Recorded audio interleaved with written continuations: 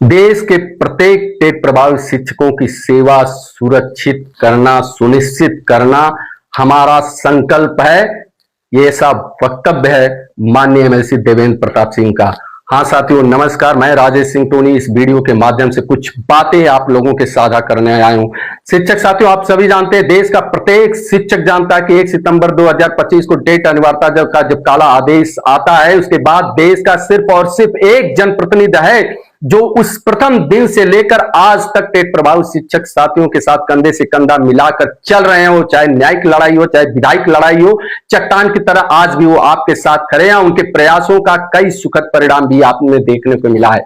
लेकिन दुर्भाग्य है कि इसी बीच आज 1-2 दिन पहले उत्तर प्रदेश के एक संगठन के अध्यक्ष श्रीमान दिनेश शर्मा जी हैं, जिन्होंने अपनी अकर्मता, अपनी विफलता, अपनी निराशा, अपनी हताशा, शिक्षकों में हो रही उनकी गिरावट को छुपाने के लिए माननीय देवेंद्र प्रताप सिंह पर अनर्गल आरोप लगाने का कुत्सित प्रयास किया है। इससे प्रत्येक शिक्षक मर्माहत है।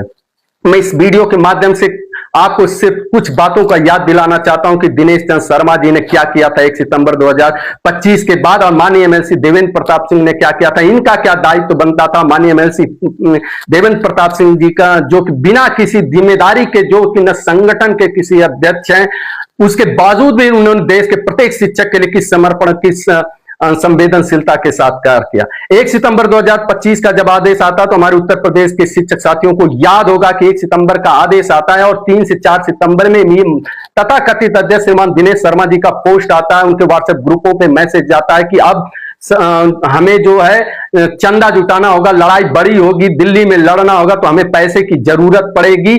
इसलिए आप सभी लोग अपने अपने ब्लॉकों पे, अपने अपने विद्यालयों पे पैसा को इकट्ठा करने के लिए मीटिंग शुरू करिए।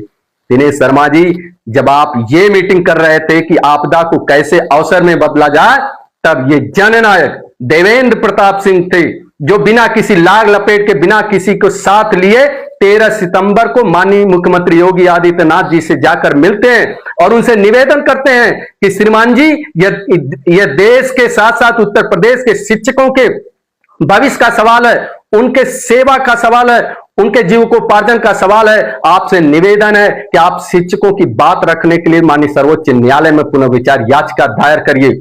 और 16 सितंबर को उनके सफल प्रयास का परिणाम आता है। 16 सितंबर को उत्तर प्रदेश सरकार का आदेश आता है और देश का पहला राज्य बनता है उत्तर प्रदेश जो रिव्यू फाइल करने के लिए तैयार हो जाता है। और ये किसकी देन थी? ये माननीय एमएलसी देवेंद्र प्रताप सिंह की देन थी। इतना ही नहीं साथियों, आप सभी को याद होगा जब ये दिनेश चंद्र शर्मा जी अपने विद्यालयों पे घूम अपने टीम को भेजकर सबसे कह रहे थे कि सर्वोच्च न्यायालय की लड़ाई बड़ी है, सुप्रीम कोर्ट में हमें लड़ने के लिए अधिक से अधिक पैसे की जरूरत है, प्रत्येक विद्यालय से ज्यादा सहयोग की जरूरत है। तो उस समय आपको ध्यान होगा, उसी सितंबर माह के लास्ट में नवरात्र का व्रत रहते हुए हाथ टूटा था एक दुर्घटना में, दर्द से करा रहे थे, फिर भी देवेंद्र प्रताप सिंह सर्वोच्च न्यायालय के प्रांगण में खड़े हैं। वो दिन, वो फोटो, वो वीडियो सारे आप लोगों को याद होंगे कि दर्द में भी, व्रत में भी वह देश के शिक्षकों की लड़ाई को लड़ने के लिए सर्वोच्च न्यायालय में व्यक्ति खड़ा था।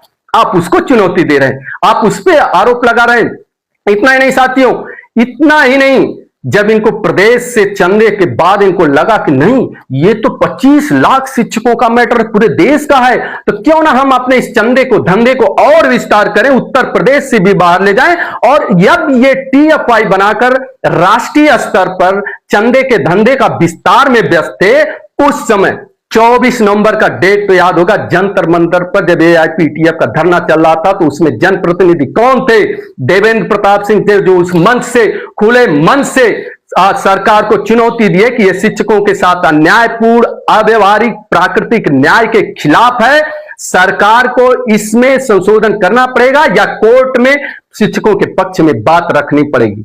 इतना नहीं साथियों, आगे भी मैं बता देना चाहता हूं इन महोदय का, जो डेट पे डेट देकर भाग रहे थे, धरना नहीं करना चाह रहे थे, केवल चंदे का धंधा राष्ट्रीय स्तर पर फैलाना चाह रहे थे। आपको याद होगा जब वह दिन आता है 13 मई का, वो मैराथन ऐतिहासिक दिन, वो कोर्ट नंबर 8 माननीय दीपंकर दत्ता जी का जो कोर्ट था, उस समय मैं भी गवाह हूं, एक एक शिक्षक साथी जो उस दिन सर्वोच्च न्यायालय में रहा होगा, दिनेश शर्मा जी, मेरे वीडियो का आप जवाब दीजिएगा, जिस समय आप गैलरी में मिले थे, जहां काउंटर पे बन रहा था टिकट, आपके होठों की मुस्कान, आपके चेहरे की हंसी बता रही थी कि आपको तनिक भी पीड़ा नहीं है। और उतना नहीं, जिस समय कोर्ट नंबर 8 में इस शिक्षकों के अस्तित्व का, शिक्षकों के भविष्य का बहस चल रहा था, वहां तमाम शिक्षक नेता गवाह हैं। आप सुप्रीम कोर्ट के कैंटीन में जाकर हंसी ठिठोले कर रहे थे, चाय नाश्ता पकौड़ी कर रहे थे, और अगर उस समय कोर्ट नंबर 8 में कोई जिम्मेदारी के साथ बैठकर इस बहस को सुन रहा था तो वो देवेंद्र प्रताप सिंह थे, देश का इकलौता जनप्रतिनिधि। जहां कोई शिक्षक नहीं जा पाया, शिक्षक संगठन के तथाकथित नेता केवल गैलरी तक फोटो खिंचाने तक रह गए, रेस्टोरेंट में जाकर हंसी ठिठोले कर रहे हैं, तमाम संगठन के नेता गए ही नहीं सुप्रीम कोर्ट में। वहां देवेंद्र प्रताप सिंह बड़े ही जिम्मेदारी से 2 घंटे तक बैठकर पूरी बहस को सुने हैं, और बाहर आकर उन्होंने कहा था, शिक्षक साथियों घबराना नहीं, देवेंद्र प्रताप सिंह आपके साथ हैं। आप उनके ऊपर आरोप लगा रहे हैं, आप उनके ऊपर आरोप लगा रहे हैं। इतना नहीं, मैं पूछना चाहता हूं, आपने जिस सुप्रीम कोर्ट में लड़ाई के नाम पर पैसे किए, दुर्भाग्य से न तो आप कोर्ट नंबर 8 में खड़े थे, न आपका कोई अधिवक्ता वहां खड़ा था। पूरा देश जानता है आपने गुमराह किया था। झारखंड के शिक्षक संगठन के जो अधिवक्ता थे माननीय पटवालिया जी को आपने गुमराह कर दिया। हमारे अधिवक्ता, आपने तो केस तक नहीं फाइल किया है, ये आपका चरित्र है। और आप एमएलसी साहब पे आरोप लगा रहे हैं।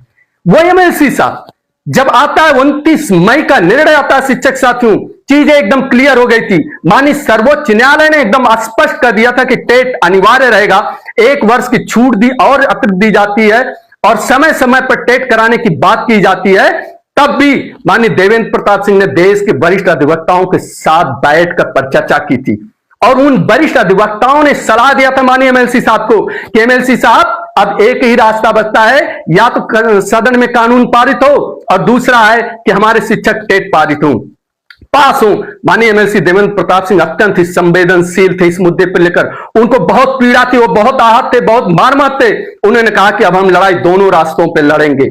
हम एक तरफ तो सदन का प्रयास करेंगे ही, साथ ही हमारे शिक्षकों के साथ उनके जो मनोस्थिति बदली है कि नहीं उनको टेट पास करना है, उस पर भी अब हम प्रयास करेंगे। और वो दिन था कि 4 दिन के अंदर ही माननीय एमएलसी साहब आकर पुनः मुख्यमंत्री योगी आदित्यनाथ जी से मिलते हैं और उनसे निवेदन करते हैं कि महाराज एक बार फिर आपको हमारे शिक्षकों के साथ देने की आवश्यकता है, आपके आशीर्वाद की आवश्यकता है। उन्होंने उनसे निवेदन किया कि हमारे शिक्षकों को जब माननीय सर्वोच्च न्यायालय ने बाध्य कर दिया है कि नहीं टेट करना ही करना है, तो सदन से संशोधन केंद्र का विषय है, लेकिन राज्य स्तर पे आप बहुत कुछ कर सकते हैं, आप स्पेशल टेट कर दीजिए, और जो हमारे शिक्षकों को जो यूपी टेट होने जा रहा है उसके पैटर्न में भी कुछ परिवर्तन हो जाए।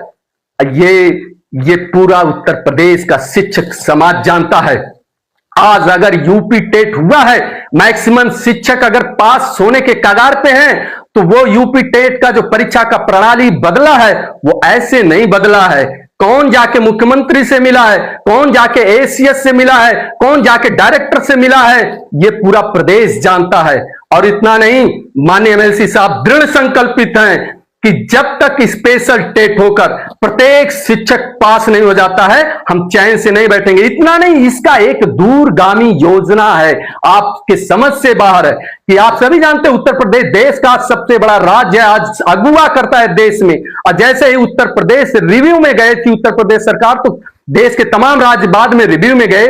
उसी तरह यदि स्पेशल टेट होकर उत्तर प्रदेश सरकार कराएगी तो देश के तमाम ऐसे राज्य भी पीछे पीछे आएंगे और हमारे शिक्षकों की सेवा सुरक्षा सुनिश्चित होगी। यहां श्रेय लेने की राजनीति नहीं है, आप श्रेय लेने की राजनीति कर रहे हैं। यहां देवेंद्र प्रताप सिंह का सिर्फ और सिर्फ एक प्रयास है कि किसी भी तरह हमारे शिक्षकों की सेवा सुरक्षा सुनिश्चित होनी चाहिए, वो चाहे संशोधन का माध्यम हो, चाहे विशेष टेट का माध्यम हो, चाहे सर्वोच्च न्यायालय से हो, वो सारे विकल्पों को प्रयास कर रहे हैं। और आपने क्या किया? आप अपनी हताशा, अपनी अकर्मता को छुपाने के लिए सिर्फ और सिर्फ आरोप लगाने का एक कुत्सित प्रयास किया है। लेकिन शिक्षक साथियों, आप सोचिए, यह कार्य किसका था? आप एक संगठन के प्रांतीय अध्यक्ष बनकर बैठे, यह कार्य आपका था। और एक व्यक्ति, एक जननायक जो एमएलसी हैं, उनको शिक्षकों से क्या पड़ी है, लेकिन वो स्वयं शिक्षकों के बीच रहते हैं, शिक्षकों के साथ रहे हैं, वो जिन्होंने छात्र संघ की राजनीति की है, निर्दल तक जीते हैं, उनको आप चुनौती दे रहे हैं। एक रजिस्ट्रार की कृपा पात्र पे एक कागज के टुकड़े को छुपाकर वर्षों से चोरी से अध्यक्ष बनकर बैठे हैं, और वो व्यक्ति जिसको जनता चुनती है, अपने सर आंखों पे रखती है, जो निर्दल तक चुनाव जीतता है, उसको आप चुनौती दे रहे हैं। जो शिक्षकों के लिए अपने पार्टी से लेकर अपने सारे राजनीतिक कैरियर को अस्तित्व पे दाव लगा दिया है, आप उसको कह रहे हैं कि इस चुनाव में हम बताएंगे। क्यों? क्योंकि वो शिक्षकों की भला कर रहा है। आप चूंकि 5 साल के अंदर हैं, आप इससे प्रभावित नहीं हो रहे हैं। आप नहीं चाहते कि विशेष स्टेट हो जाए, सारे शिक्षक पास हो जाए, फिर आपके चंदे का धंधा बंद हो जाएगा। ये सारा शिक्षक समझ गया है, सारा शिक्षक इस चीज को जान चुका है। और आपने कहा था कि इस चुनाव में आपको बताएंगे। अरे इस बार देवेंद्र प्रताप सिंह चुनाव नहीं लड़ेंगे, देश का प्रत्येक शिक्षक चुनाव लड़ेगा। हम शिक्षक हैं। शिक्षक विषम परिस्थितियों में जो शिक्षकों के साथ खड़ा रहता है, शिक्षक कभी उसको छोड़ता नहीं है। इस बार जब चुनाव होगा देवेंद्र प्रताप सिंह एमएलसी का, वो चाहे किसी पार्टी से लड़ेंगे, चाहे निर्दल लड़ेंगे, देश का प्रत्येक शिक्षक तन मन धन से करेगा। कोई शिक्षक आपका बंधुआ मजदूर नहीं है। जिसने उसके लिए लड़ाई लड़ी है, शिक्षक उसके साथ खड़ा रहेगा। और साथ ही एक बात और कि आपकी कथनी और करनी को सब जानते हैं। इस प्रदेश का प्रत्येक शिक्षक जानता है कि 2019 में इसी सरकार में जब पुरानी पेंशन को लेकर आंदोलन हुआ था, और उस समय सारे कर्मचारी संगठन, शिक्षक संगठन एक हुए थे, आप लोग आगे नेतृत्व कर रहे थे। सारे शिक्षकों ने अपने मनभेद विचारों को भुलाकर कि नहीं ये निर्णायक लड़ाई है, सब ने कमर कस ली थी कि चाहे हम निलंबित होंगे, बर्खास्त होंगे, जो भी होंगे लड़ेंगे। पूरे देश प्रदेश में माहौल बना, तालाबंदी की घोषणा हुई, हम लोग भी उसमें शामिल थे। वैचारिक मतभेद भुला के सारे शिक्षक उत्साहित थे कि नहीं इस तालाबंदी पे इस बात सरकार को झुकाकर मानेंगे। लेकिन तब बंद कमरे में जाकर आप झुक गए थे। हमारे आंदोलन के शिक्षकों के स्वाभिमान को बेचने वाले आप हैं दिनेश शर्मा। शर्म करिए, 2019 में किस तरह बंद कमरे में जाकर आपने एमएलसी टिकट के लालच में उस आंदोलन को बेच दिया, और उसके बाद से इस उत्तर प्रदेश में फिर कोई आंदोलन खड़ा नहीं हो पाया। शिक्षकों के सामने शिक्षक नेताओं ने विश्वास को खो दिया है। उसका सारा का सारा श्रेय आपको जाता है। कृपया अगर मैंने इस वीडियो में कुछ भी कहा है तो आपके शर्मा जी आपके एक एक प्रश्न के जवाब का इंतजार रहेगा। और रही बात एमएलसी देवेंद्र प्रताप सिंह का, आसमान पे थूकने का काम मत करिए। प्रत्येक शिक्षक जानता है किस तरह उस जननायक ने हमारी लड़ाई को लड़ा है।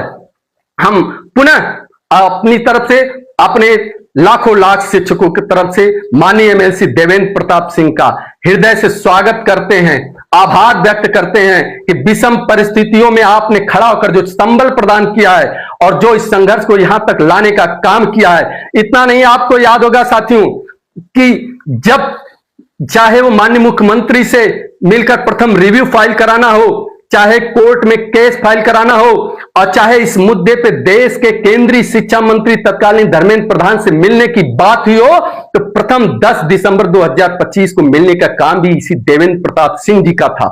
हमें नहीं भूलना है।